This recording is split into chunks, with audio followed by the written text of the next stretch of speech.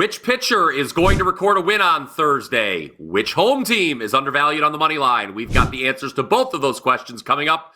But first, Mark Zinno, we need to talk about tonight's NBA playoff matchup, Game 2, Pacers and Celtics, and whether or not a certain narrative is going to continue, that being Boston laying an egg at home in Game 2, which we saw them do against both Miami and Cleveland, obviously.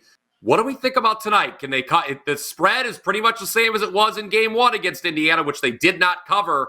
Can they cover the 9 tonight in Game 2 of the Eastern Conference Finals? Well, good morning, Brian Power. Great to be with you as always. And look, I'll tell you this much, simply put, you don't bet narratives. And there are several narratives surrounding the Boston Celtics at this point in time. And talking heads in the media will continue to put those things out there, but I just don't think that there's any realism to them. And as I say always, you don't bet narratives ever. It's a bad way to start, handicapping a basketball game or any game for that matter. So the idea that the Celtics aren't as good as we thought they were, or as you said, the Game 2 that they'll fall flat on their face, and none of these things are connected. I still think Boston by wide margin is the best team remaining in these playoffs. The numbers tell us that. And Game 1 is not really indicative of how they're going to perform in Game 2. That all said, we've seen this several times throughout the NBA playoffs, BP, is that simply the spread doesn't matter. The favorite covers handily or the dog wins outright.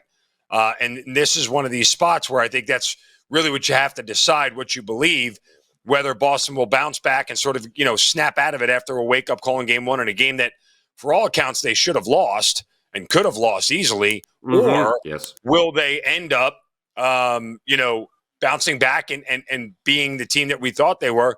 Or does Indiana really put themselves? And look, I was one who said repeatedly, I thought Indiana had a puncher's chance in this series as styles make fights, and they showed you in Game 1. Their style is going to frustrate the Celtics. Now, how well can the Celtics adjust? Could they put together a defensive performance that stymies the Pacers? Sure. The Pacers have scored less than 95 on the road 3 times in this postseason. They played 4 road games against the Knicks and 3 against the Bucks. So do the math there. Almost half the games on the road they've played this season, they've been held. They've had stinkers. They've laid stinkers. So that is also a possibility that's out there. It really kind of depends on what you believe about which teams are going to show up respectively for Indiana and Boston. Yeah, if you go back earlier in the week, our series best bet for the Eastern Conference Finals was Indiana plus 2.5 games. To address, you said a lot there. I want to address some of the things in terms of the narratives and what Boston has done in Game 2s previously. Look, if you're going into tonight's game saying, oh, well, Indiana's due to steal a game in Boston, wasn't Game 1 the game that they were going to steal, right? I mean, right. It goes to overtime. They let it slip away. I'd be worried about that if I was a Pacers backer and you're going, oh, well, they're definitely going to steal one of these games. They kind of had their chance in Game 1 and didn't get it done. The other interesting thing with Boston is for 3 quarters, they were getting what they needed offensively. I mean, they had 90-plus points through the first 3 quarters, and then, they kind of fell apart down the stretch in the 4th quarter. But the Celtics didn't shoot all that well, Mark. Do we think, you and I were talking before the show, whether or not they can get over this team total? Obviously, the game total is a few points higher than where it was for Game 1 because we saw so many points in the series opener. But Boston got to 117 in regulation in Game 1, despite it wasn't bad shooting, but it wasn't great. They shot 47% overall, I think 33% from 3, which is not good. So is this a deal where, I mean, you talked about how Indiana's had some offensive stinkers on the road, but do they have any answers to how confident are we in the Pacers defensively, I guess, in this series, at least on the road? You shouldn't have any confidence in the Pacers defensively because they're not a good defensive team. I mean, that's just the reality of the situation. So from that standpoint, There's no reason whatsoever to believe in Indiana's defense. I think the better question is do you believe in Boston's defense, right? I mean, Indiana now has shot better than 54% in 3 consecutive games in the postseason. How much can that continue? How much, can their hot shooting continue? And yes, Boston didn't have a great offensive game in Game 1 from a shooting metric standpoint. But again, against Indiana, that's the thing. You don't have to have great nights offensively to just still put up big numbers because their defense is that lackluster. So There's a lot at play here in this game. It definitely is a tough handicap. I will say this much openly.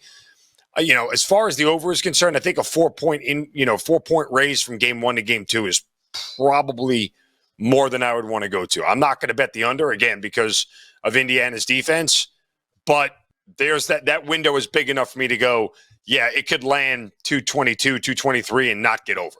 I think that's absolutely a possibility. So, and also, like we always say, you always have to worry about the blowouts. Why blowouts always favor the under? Because one team is not doing their part of the equation to get this thing over. So there's enough for me to stay away from the game total there overall. Stay tuned. We do have a bet. It is our show best bet for game 2. That will be coming up after we talk a little Major League Baseball. But first, just want to let you know, we want to know how you are betting game 2 of the Eastern Conference Finals. Drop a comment down below. And while you're at it, smash that like button as well. All right, let's talk Major League Baseball. Mark, it's a short card on Thursday, but a couple interesting spots. I teased it at the open. You think there's a pitcher who is going to record a win as you hit the prop market for Baltimore, Chicago? Yeah, I mean, look, you have to eye this matchup up from the perspective of, and yes, the Orioles did not play well in their series against the St. Louis Cardinals and getting swept. And as soon as I saw them get swept yesterday after they completed that game that got suspended, which I was wrong on the 4.5 going over the team total, boo Orioles, and then they lose the second game yesterday and they got swept, automatically you want to look to a team like the Orioles to play on. What's the problem? They're playing one of the worst teams in the league. And the White Sox, they have one of their best starters on the mound, Grayson Rodriguez. And the number is just insanely high. So what do? We look to alternate markets right away. And we go to the Orioles team total. Well, odds makers have said, screw that 4.5. There's no way this team is being held under 4 runs again for 3-4 straight games. We're going to make it 5.5. Nope, not doing that. Not going there because that's not a number you want to bet all that often, even though the Orioles do give Grayson Rodriguez a large amount of run support, including 6.71 runs of support per start. So you're getting these numbers that are basically unbettable. Well, I did find a market here where I think you can mash all that together at a very moderate price. DraftKings is offering it. I'm sure other books will later on in the day as we get later on here. But Grayson Rodriguez to record a win at -110. What's the formula here for the Orioles, who, oh, by the way, had to use extra relievers yesterday, playing a half a game, then a full game? Grayson Rodriguez for the Birds is very good at going deep into games. He gets a lot of run support here. The Orioles should be able to score early enough for him to get through 5 against the White Sox lineup that we know doesn't hit very well at all. At home, this is a team, by the way, we're talking about batting average, 224. That's bottom 5 in the league. Their OPS, the White Sox, second to last in Major League Baseball at home.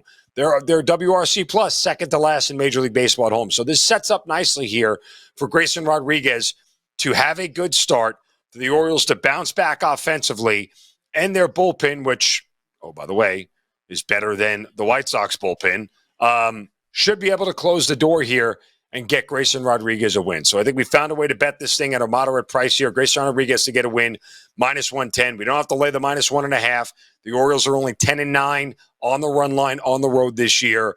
And so it's one of those spots where it's like, well, I don't want to lay the 1.5 and then have to lay -140, -150 because that's how heavy of a favorite they are. Let's look to the spot here with the starter where we find an alternate market that may serve us well. Grayson Rodriguez to get a win, -110. Excellent breakdown, sir. I am going to take a look at Toronto and Detroit, which is the only other evening game on the slate. Now, before we went live, Zinno and I were talking about the way Detroit has been priced recently. They were just swept in Kansas City, and they were getting a lot of respect from odds makers, Marcus. They were basically even money in the first 2 games. They were favored yesterday, despite the fact that the Royals, who, yes, are a surprise team, but the Royals have one of the best run differentials in all of baseball. I think the only teams with a better run differential right now are the Phillies, Dodgers, and Yankees. And yet the Tigers were being priced as their equals, which obviously wasn't the case. They were swept at Kauffman Stadium. But now Detroit is back home, and they're being priced even money against a Toronto team that has one of the worst run differentials in the American League. Let's bring up the run differential column here real quick, because I think the only 2 teams in the American League with worse run differentials are the White Sox and the A's. Check A's now have a worse run differential after yesterday, but it's really close. Toronto's minus 38, Tampa Bay's minus 40. Guys, I've said it on the show before. I don't think Tampa Bay is very good. I don't think Toronto's very good. Their offense certainly isn't good. They're bottom third in basically every statistical category, bottom 5 in home runs hit. I know Gausman has been good in the past, but look at his numbers this year. 4.89 ERA, 1.51 whip in 9 starts. That's not very good. Meanwhile, Flaherty for the Tigers, 3.79 ERA, 1.06 whip.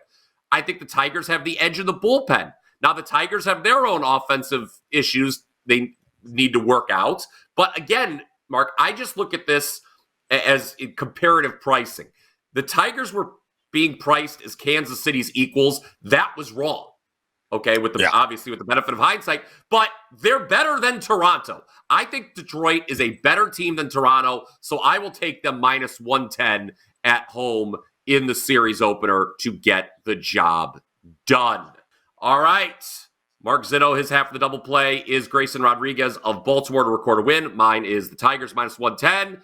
Let's now talk about what we've got going at WagerTalk.com here on a Thursday. What you're going to find from me at WT.buzz/BP is not just tonight's Game 2 winner between my best bet there for Celtics Pacers, but I'm also jumping all over T-Wolves Mavs Game 2. You're going to be able to get both Game 2 winners for just $29 after last night's win with the Mavericks team total over in the first half. I'm now on a 30-13 NBA run. You go back to last year's finals. We're now up 75 units of profit in the association. The NBA continues to be very, very kind to myself and all those who are following. So jump on board, just $29 for both Game 2 winners as we look to keep it rolling. Mark, what do you got going? Yeah, just to play up in Game 2 of the Eastern Conference Finals tonight. We may try to add something later in baseball if we could find some more angles here with some of the later games. But BP mentioned how hot we are in the NBA playoffs. Me personally, 4-1 this week alone, including cashing another 5% winner as well. We're operating at 63% since the beginning of the month in the NBA. We continue to cash tickets. We're up over 20 units since the beginning of May in the NBA alone. So we stay hot and continue to stay hot. While I'm not as aggressive as Bryan Power and going already into Game 2 of the Western Conference Finals, you will get my Game 1 Eastern Conference Finals play, as well as a free play up on the page that we will have here in just a moment, and some Major League Baseball tonight. WT.buzz/MZ is where you go. All right, speaking of Game 2 of the Eastern Conference Finals, let's go back to that for our show best bet. If you listened yesterday, you got Luka Doncic over 28.5 points. That was a winner. And Mark, we are staying in the player prop market tonight, looking at a guy who's been really hot for Indiana, Tyrese Halliburton, but we think it might be cool-off time in Game 2. Yeah, I mean, look, Tyrese Halliburton is an incredible player, but what he's not is a dynamic shooter, particularly from three-point land, where a guy that you're looking at that's going to continue to fill up the bucket from downtown.